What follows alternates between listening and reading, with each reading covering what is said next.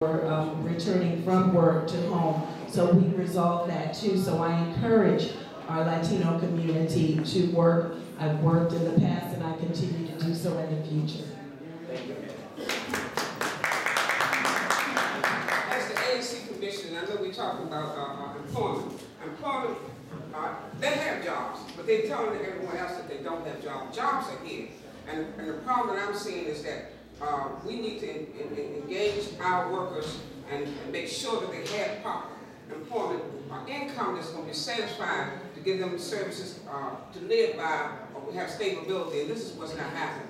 You know, McDonald's and all those, that's not enough to cover the employment. And what I also have done and have participated, I've hired as an ANC Commissioner staff that are Latinos. And also the community that I live in, which is Deanwood, they are increasing. But the point is that jobs are just not there active enough. So we need to have on-job training. I know they say training, but Marshall Heights is a community involved. I've been on that board as ANC Commissioner, Deanwood City Association, and working, and also now Deanwood Recreation, which I've been part of, and the Bentonville Library. So they're all being employed. So we need to have an income to make sure that it's stable for them to be successful in having housing and whatnot. And stop giving workers promises. And that's what the problems are. There's no accountability to say how much money they're making. They're still saying they don't have proper housing, there's not enough employment, and as you spoke earlier, that a lot of jobs are given to residents which is coming from Maryland, Virginia, that's not giving the support that they need to raise their family. So we really need to be involved in making sure that they have a good. And also, Walmart is coming to our Deanwood area too, but that's not enough money, and the funds there is not taken to the city to support the family. All right, we're going to move into the next question. There's people out there, I know one good thing about these things is this is a Latino caucus. People are caucusing out there, so that's why, that's what it's all about, right? So, candidates are making their presentation, a lot of caucusing going on there. And, but one good thing that we did was we asked the candidates to submit a questionnaire survey, and we posted it on our website so our members know where you're coming from, what your answers are. But we especially appreciate that you took the time to come out here all the way from Ward 7 here, so we know you're interested. And the fact that we invited you means we're interested in you too. So we are one family here in D.C., and nobody can say that the nation's capital is not actively involved in the democratic process. Let me ask you this question from the panel. Latinos residents, we're 54,000. Technically, we're the largest minority in Washington, D.C., with 54,000. Now, however, since our charter in 1974, which I helped to work on, there has never been, my hair was black then, okay? There has never been a Latino representative in the city council. None. Now that's our responsibility in the Latino community. We first have to step up and lead and make sure that we start the movement. We have. But we could use a little help, brothers and sisters, in Washington, D.C. Just like we're asking our nation to support us for our rights in the Congress of the United States. We're asking you for a little help to participate in the legislative body of our local city. So the question is this, okay? What kind of, how would you help garner the support for Latinos to integrate our city council? Thank you. As long as it's not Ward 7, I don't have a problem with that. No, but seriously, I think that's really important, and I stress the issue for diversity on the council. When I ran for the Ward 7 seat, there were actually no women serving on the council at that time. And though I didn't say just vote for, me because I'm a woman, but we do need that diversity on the council.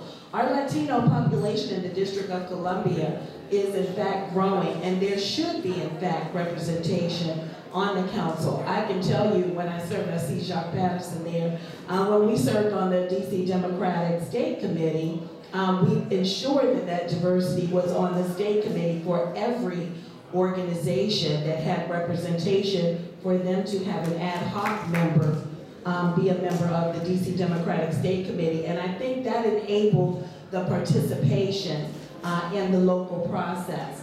I would definitely support a Latino candidate, and I would definitely talk to them about the process. I think my process is similar. It was a grassroots process, a community process.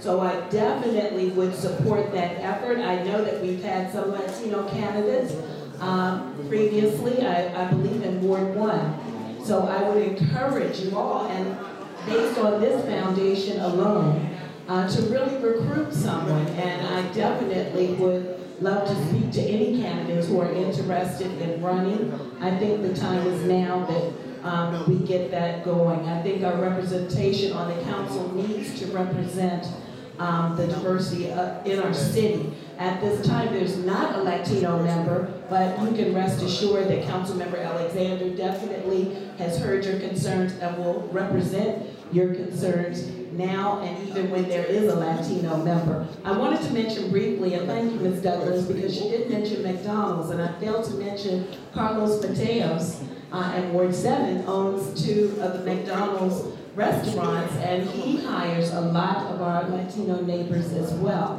And he's been very supportive of me in the community overall in Ward 7. So thank you.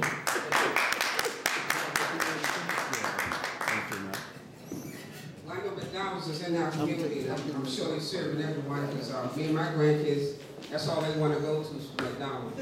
So I just wanted to say, and I'm aware of that too, that it's just not supporting the community. It's important, and what I would like to see, that education is one of the greatest opportunities for all Latinos and anyone else involved. What I'm seeing, even the Board of Ethics, and down at the 441, we need to have the English on the cards when we're voting, and we have to have education awareness, so that they can understand what they're voting for, and it goes back again to wraparound service education. If we educate the household, the children, the family, we can all come together and make sure that they have the services that they inquire about. That's the quality of education for everybody, and the quality of life for all Latinos. That's important. Give them a voice and let them stand. It doesn't mean that, you get them on the job and employment. That's even greater in training, so they can be successful. You have to, what's missing is trust. All the city councils have been in the office for quite a long time. Why haven't they selected a Latino? So the question is, what have they done? They've been there since 5, 6, or 7 years. Have they reached out? They should have their doors open to invite them in, which I have done in my community as ANC commissioner. I invite them in. They want to feel welcome. We need to have a dialogue and get together, all heads to come together and to respect. Because this is the melting pot. This is how our country was built on. They came here to see the dream, to learn about how they would be successful and have the dream that they want in small business. We need to come together to have a big, huge voice as one to say, this is our country and we're here to stay. Thank you. And with respect. Okay, thank you very much, Ward 7, for your respect in coming to our community. Thank you so much. And we're going to move on to the next panel. And again, we're pushing things along. There's a lot of caucusing going on out there. Thank you so much again, Councilmember and your candidate. Thank you. Okay, let's move on to Ward 8. All the candidates for Ward 8 that have taken the time to come and visit with us, please come up front, take a seat, and welcome. Thank you.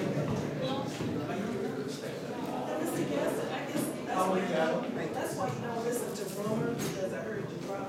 Yes. They told me to say things. All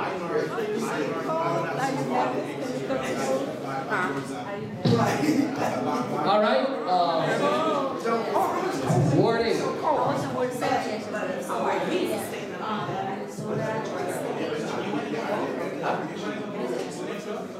Yeah. I saw Jack Patterson here actually, so he's actually coming out.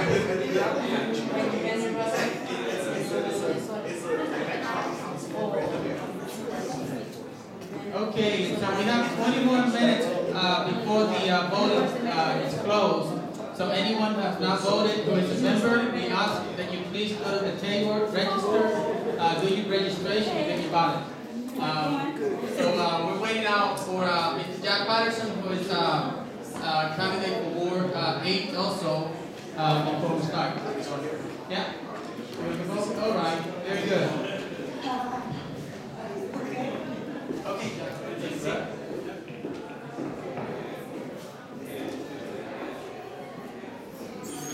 Take a break.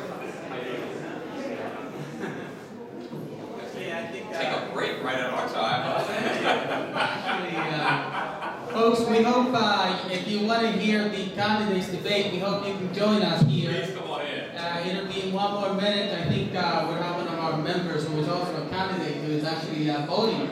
Okay. And that's why he just went back there to vote real quick before the voting ends. Okay. In about 15 minutes. Okay. Great. I think the weather's getting a lot nicer now, huh? This morning it was very cold, and now it's a lot nicer. We hope that open winter didn't want to go away, right? Right. So you want to have So that tell me, Franklin, how does it, 60% ours are just by numbers itself all around?